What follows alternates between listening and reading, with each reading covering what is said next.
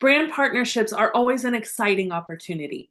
But how do you know if this particular partnership is the right one for you? Or a spammer. Or this is exactly what we ran into with a client this week, and It wasn't a spammer though for her. right, and we wanted to be able to break it down for you. We were in a session with one of our private clients this week, and she goes, okay, I have this amazing opportunity with this brand that is clothing and accessories, but it's very high end, and it might be things that she would enjoy, but she wasn't certain if it made sense for a partnership. So let's talk about how we helped her kind of step back and evaluate her brand strategy. Everything goes back to that. When we circle back to her brand strategy, things became very clear. So the first thing that we had her think about is think about this partnership from the ideas of your ideal clients.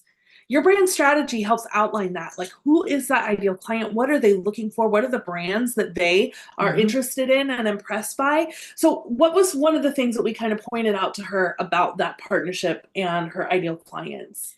Well, I'm gonna give you a little bit of an analogy here. It'd Yeah. be like if I love Lego, so I have all kinds of Lego in my room. I use it; it's my outlet for creativity after Yeah. work.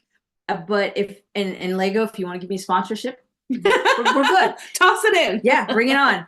But if I were to like start trying to promote Lego to our channel or to our clients, most of them would be like, what? Yeah, It that doesn't doesn't make make any sense. sense because they're not into it. So in the case of our client, this high-end jewelry thing, and it was jewelry, wasn't it? Watches and Yeah. jackets. Yeah. And it was a great opportunity. It was not spam. It was a good opportunity. But when we looked at the context of her customer base, we went back to her brand attributes exercise, her Yep. brand soul, and we looked at that and we were like, okay, this is what your audience is feeling. This is where they're at in life. This is kind of their not even economic status, but more of like how they present themselves Hmm. and how their lifestyle essentially. And we looked at the sponsorship item and it was like, doesn't really align fully. So we really have to look at that. And anytime there's a brand sponsorship like that, you really have to look at it through the lens of the audience and less about yourself. So Yeah. while I would like to do Lego for everybody, it's not going to happen. But one of the things that as we were talking it through with her, we were saying, okay, if something feels off, don't ignore that. Like you've already done the work to create the brand strategy to identify the things you're interested in and that your audience is interested in. So if you're feeling off, dig a little deeper into that. And when we were talking through that together, she understood that she had this realization that her audience might have money to invest in something, but typically not that same amount. And in an item like that, it just didn't make sense. So if it doesn't feel good for your audience, you're not going to be able to present it out there and be proud of it.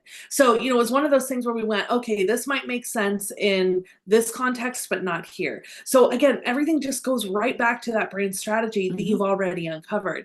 And the other beauty of having done your brand strategy is it helps you decide not only what sponsorships are best for your audience, but what sponsorships are best for you, or not even sponsorships, but partnerships. We have built so many incredible network partners over the Mm-hmm. years because we are very clear about who we serve, how we serve them, and what kinds of things they need.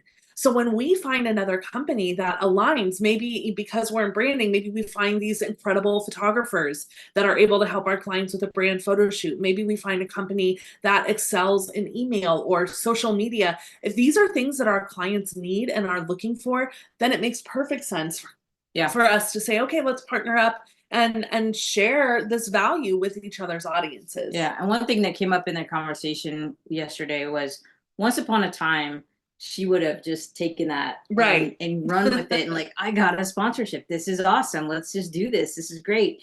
But now, having done the strategy, knowing where she wants to take her brand, she's like, nope, that's a hard pass. I can't do that. So, And the beauty is that it makes things so much easier for you to say yes or no to. Like you mhm. don't have to agonize over these things thinking you're going to make some big mistake. No, you have very clear boundaries around what you're interested in, what your audience is interested in. And so it makes it really easy for you to choose the right network partner, the right brand sponsorship. And again, everything goes right back to that brand strategy. So when in doubt, go back to your brand strategy, get clear on who you're serving Mhm. and how you serve them, and that will unlock those partnerships for you very easily. And it makes saying no super easy. Yes, we love that.